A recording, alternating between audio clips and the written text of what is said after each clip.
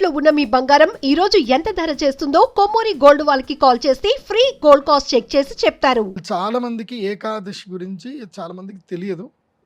తెలిసిన వాళ్ళకి చెప్పండి, తెలియని వాళ్ళైతే వినండి. ఏకాదశి యొక్క గొప్పతనం ఏమిటి, ఎందుకు మనం ఏకాదశిని మనం చాలా ప్రాధాన్యంగా తీసుకున్నాం. 11వ రోజు ఇది, ప్రతి నెలలో 11వ రోజు అంటారు. ఈ 11వ రోజు చాలా ప్రధానమైనటువంటిది. ఏకాదశి అంటే ఏకతత్వములో ఏకాగ్రతతో ఉండవలసిన రోజు ఇది. ఈరోజు విష్ణు ఉపాసన చేయాలి. ఏకాదశి రోజు చేయవలసిన ఉపాసన విష్ణు ఉపాసన. తప్పకుండా ఏకాదశి రోజున విష్ణు సహస్రనామం చదవాలి. ఆహారము తినకూడదు, అన్నం తినకూడదు, మంచినీళ్ళు తాగొచ్చు, లేదా అది కూడా చేయాలి. నేను నా చిన్నప్పుడంతా కూడా నా 9వ ఏట నుంచి మొదలు 23వ ఏట వరకు నేను మంచినీళ్ళు తాగకుండానే ఏకాదశి ఉపాసనలు చేశాను. ఆ తర్వాత కొంచెం ఈ లౌకిక బుద్ధి, కొంచెం మందబుద్ధి ఎక్కువైపోయింది, మానేశాను. పర్లేదు, ఇప్పుడు కూడా పర్లేదు, మంచినీళ్ళు లేదా అటుకులు తినడం అనేది ఇప్పటివరకు అయితే చేస్తున్నాం. ఇప్పుడు మీకు నేను చెప్పేది ఏంటంటే ఏకాదశి రోజు ఉపవాసం చేయాలి. ఏకాదశి రోజు అన్నం తినకూడదు, ఏ ఆహారం తినకూడదు, తినకుండా ఉపవాసం చేయాలి. కష్టమవుతుంది, మొదలు కష్టమవుతుంది, కానీ ప్రాక్టీస్ చేస్తూ వెళ్ళారనుకోండి అలవాటు అయిపోతుంది, బాడీకి అలవాటు అయిపోతుంది. ఎందుకోసం అంటే ఏకాదశి చాలా గొప్పది. ఈ ఏకాదశి చేయటం వల్ల ఏం జరుగుతుందంటే మీకు మోక్ష సిద్ధి కలుగుతుంది.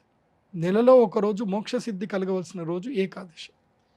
అది కాకుండా మీరు ఏమీ తినకుండా ఉండడం వల్ల ఏం జరుగుతుందంటే మీ లివర్లో ఏవైతే టాక్సిన్స్ ఉంటాయో, లివర్లో ఏవైతే ఫ్యాట్స్ ఉంటాయో, ఈ ఒక్కరోజు మీరు తినకుండా ఉండడం వలన ఆ ఫ్యాట్ అంతా కూడా లివర్ వాడేసుకుంటుంది. అలాగే టాక్సిన్స్ అన్నీ కూడా రిమూవ్ అయిపోతాయి. ఇది సైంటిఫిక్గా కూడా మంచిది. శయన ఏకాదశి యొక్క గొప్పతనం ఏమిటి, దీన్ని ఎందుకు శయన ఏకాదశి అంటారు అంటే, శ్రీ మహావిష్ణువు మెలకు ఉంటాడు. ఎప్పుడు ఉత్తరాయణం అంతా మెలకు ఉంటాడు. ఉత్తరాయణం అంటే ఏంటి, ఉత్థాన ఏకాదశి అంటారు, దాన్ని వైకుంఠ ఏకాదశి అని అంటారు. సో ఆ వైకుంఠ ఏకాదశికి ఉత్తరాయణం ప్రారంభమవుతుంది, అంటే విష్ణు పరమాత్ముడు లేస్తాడు అని అంటారు, ధనుర్మాసం. అందుకే వైకుంఠ ఏకాదశికి అందరూ తిరుమలకి వెళుతూ ఉంటారు. సో వైకుంఠ ఏకాదశి ఏమిటంటే స్వామివారు లేస్తారనమాట. అక్కడికించి ఆ ఏకాదశి నుంచి స్వామివారు ఏం చేస్తారంటే లోకాలన్నింటినీ పరిరక్షిస్తారు. స్వామివారు ఒక్కోరే పరిరక్షిస్తారు లోకాలన్నింటినీ. దాన్ని ఏమంటారు, ఉత్తరాయణ కాలాన్ని ఆధాన కాలము అంటారు. ఆధానం అంటే ఏమిటంటే స్వీకరించడము. ఆ ఉత్తరాయణ కాలములో ఎవరెవరైతే కనుక తమ జీవితంలో పాపకర్మ నివృత్తి చేసుకోవాలనుకుంటారో వారందరూ కూడా ఉత్తరాయణంలో యజ్ఞయాగాది కర్మలు చేసుకోవాలి.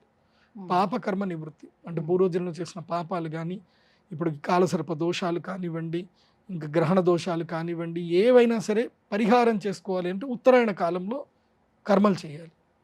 అది కూడా కేవలము మాఘమాసం వరకే. మళ్ళీ మాఘమాసం తర్వాత మళ్ళీ పనికిరాదు. ఇంకా మళ్ళీ మాఘమాసం తర్వాత యజ్ఞాలు చేయడానికి పనికిరాదు.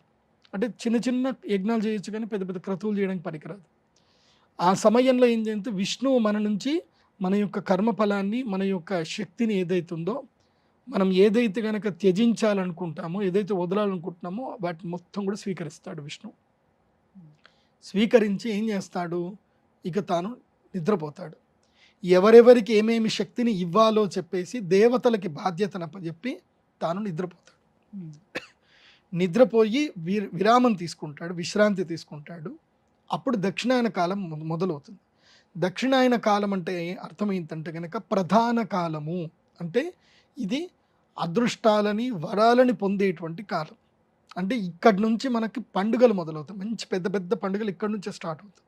మొట్టమొదటిగా వరలక్ష్మి వ్రతం వస్తుంది, పెద్ద వ్రతము వరలక్ష్మి వ్రతం పండుగ. ఆ వరలక్ష్మి వ్రతం తర్వాత వినాయకుడు, ఆ తర్వాత దేవీ నవరాత్రులు, తర్వాత కార్తీక మాసం. కార్తీక మాసం అంతా పండుగనే, ఇంకా నెల రోజులు పండుగనే. తర్వాత అందులోనూ అత్యంత ప్రధానమైంది ధనత్రయోదశి, దాంట్లోనూ దీపావళి, దసరా. ఇవన్నీ కూడా మనకి అంగరంగ వైభవంగా సంబరాలు చేసుకుంటాం. ఇక్కడ చాలామంది ఫినాన్షియల్గా అందరూ కూడా స్ట్రాంగ్ అవుతారు కూడా, అద్భుతంగా ఫినాన్షియల్ ట్రాన్సాక్షన్ కూడా జరుగుతాయి. ఈ దక్షిణాయనం ఏంటిది అని అంటే కనుక సంపదలు పొందే మాసం ఇది. దక్షిణాయన కాలం ఏంటంటే సంపదలు పొందే కాలం. అంటే మనం ఏ యజ్ఞయాగాదులు చేసినా, ఏ పూజలు చేసినా మనకి సంపద సృష్టించవచ్చు. అంటే అష్టైశ్వర్యాలు సృష్టించేది ఈ దక్షిణాయనం. భోగాన్ని సృష్టించేది దక్షిణాయన కాలం అయితే, మోక్షం సృష్టించేది ఉత్తరాయణం. సో ఆ ఉత్తరాయణ దక్షిణానికి మధ్యకాలం ఇది. వాస్తవంగా చెప్పాలంటే విష్ణు పరమాత్ముడు పడుకోడు, ఆయన పడుకుంటే మొత్తం సృష్టి అంతా నాశనం అయిపోతుంది, ఆయన పడుకోడు. ఇది మన భావన కోసం అని చెప్పి శయన ఏకాదశి అని విష్ణు పరమాత్ముడు పడుకుంటాడు అని చెప్పి అంటారు తప్ప ఆయన పడుకోవడం లేవడం ఉండదు. ఆయన కళ్ళు మూస్తే ఈ ప్రపంచం అంతా కళ్ళు మూసినట్టే. ఈ ప్రపంచానికి అంధకారమే ఉంటుంది. ఆయన కళ్ళు మూయడు, ప్రపంచానికి అంధకారం వచ్చేస్తుంది. కాకపోతే మన భక్తులకి మనం అర్థం చేసుకోవడానికి, ఈ సృష్టితత్వాన్ని అర్థం చేసుకోవడానికి స్వామివారు పడుకుంటారు. మనం యజ్ఞ యాగాది కర్మలు చేయాలి, ఉత్సవాలు చేయాలి. అప్పుడు దేవతలకి పరమశక్తి వస్తుంది. దేవతలు ఆ యజ్ఞ యాగాదులకు సంతసించి వాళ్ళు మనల్ని వరాలిస్తారు అని చెప్పి చెప్తారు. అందుకే ధనత్రయోదశి దక్షిణాయనంలో చాలా కీలకమైంది. నేను ధనత్రయోదశి యాగం చేస్తాను కదా, వందల మంది వేల మంది వచ్చేస్తారు యాగానికి. ఎందుకోసం అంటే అది చాలా పవర్ఫుల్ ముహూర్తం. అది ఇటువైపు ఏమో ధనత్రయోదశి, ఇటువైపు ఏమో అక్షయ తృతీయ. ఈ రెండు కరెక్ట్ టైంలో వస్తాయి బ్యాలెన్స్గా. అక్షయ తృతీయ, ధనత్రయోదశి రెండు. సో అక్షయ తృతీయ రోజు యజ్ఞ యాగాదులు ఎవరైతే చేసినా వాళ్ళకి వరాలు వస్తాయి. ధనత్రయోదశి రోజు యజ్ఞ యాగాదులు చేసినా వాళ్ళకి వరాలు వస్తాయి. వరాలు ఇచ్చే రెండు సమయాలు ఇవి. వీటిని ఏమంటారు అంటే జయతిథులు అంటారు. తృతీయ జయతిథియే, త్రయోదశి జయతిథియే. అందుకే ఈ ఆషాఢ మాసములో శయన ఏకాదశి రోజున శ్రీ మహావిష్ణువుకి తప్పకుండా తులసీ దళములతో పూజ చేయాలి. తప్పకుండా విష్ణు సహస్రనామం చదవాలి. ఆషాఢ శుద్ధ ఏకాదశిని పెద్ద ఏకాదశి అని అంటారు. అందుకే ఆ పెద్ద ఏకాదశి రోజు ఉపవాసం ఉండాలి. కానీ చిన్నప్పటి నుంచి నేను చూస్తున్నది తెలంగాణ ప్రాంతంలో కానీ ఆంధ్రలో కానీ నేను చూస్తుంది ఏంటంటే, తొలి ఏకాదశి వస్తుంది అని అంటే ఒక 10 రోజుల ముందు నుంచి ఆడవాళ్ళందరూ కూడా కుంపటి పెట్టుకొని బియ్యపిండి తెచ్చుకొని దాన్ని నానబెట్టి చేసి వేండి మురుకులు, కుడుములు, అన్నీ చకినాలు అన్నీ రెడీ చేస్తారంట. ఎందుకోసం అంటే పెద్ద ఏకాదశి వస్తుంది కదండి. అంటే ఏకాదశి రోజు తినాలను మరి నాకు అర్థం కాదు, పెద్ద ఏకాదశి వస్తుంది అని చెప్పేసి అని పెట్టుకుంటారు. ఏకాదశి రోజు తినడానికి కాదు, అది పద్ధతే. నిజం చెప్పాలంటే అది పద్ధతే, కానీ ఏకాదశి తినడానికి కాదు. ఇది ఏం జరుగుతుంది అని అంటే చాతుర్మాస్య వ్రతం ప్రారంభమవుతుంది. చాతుర్మాస్య వ్రతంలో పెద్ద ఏకాదశి నుంచి నెల రోజుల వరకు శాఖావ్రతం ఉంటుంది. అంటే కూరగాయలు తినకూడదు, ఆకుకూరలు, పళ్ళు ఏవి తినకూడదు. సో కారం తినాలంటే ఏం తినాలి అని అంటే కేవలం ఇదే అన్నమాట. సో ఈ మురుకులు, కుడుములు ఏవైతే వేసుకుంటారో ఇవి తినడానికి, ఆకలి వేసినప్పుడు తినడానికి అని పెట్టుకునేటువంటి వాళ్ళు. Yes, this is the right time to do the మురుకులు, కుడుములు, అవన్నీ చకినాలు అన్నీ చేసుకోవడానికి ఇది రైట్ టైము. సో చేసుకోండి. కాకపోతే ఏకాదశి రోజు మాత్రం తినకండి.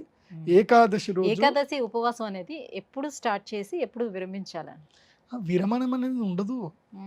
ఏకాదశి నువ్వు ముందు రోజు రాత్రి 6 గంటల ముందే తినాలి. రూల్ ఏంటంటే సూర్యాస్తమం ముందే భోజనాలు కంప్లీట్ చెయ్యాలి. పర్లేదు, దశమి రోజే 8 గంటల వరకైనా తినాలి. మరి 8 దాటి వరకు తినకూడదు. సో 8 వరకు తినాలి. తిన్న తర్వాత నెక్స్ట్ డే ఇంకేం తినకూడదు. పొద్దున్న లేచినప్పటి నుంచి స్నానం చేసుకోవాలి. ద్వాదశి దీపాలు పెట్టుకుని ద్వాదశి ఉదయము సూర్యోదయ పూర్వము అంటే 5 గంటల నుంచి 6 గంటల మధ్యన భోజనం చేసేయాలి. సూర్యోదయ పూర్వమే భోజనాలు చేసేయాలి. సో ఇది ఏకాదశి నియమం. అంటే ఆల్మోస్ట్ 36 గంటలు ఉంటుందా ఉండాల్సిన టైం? 36 గంటలు అంతే.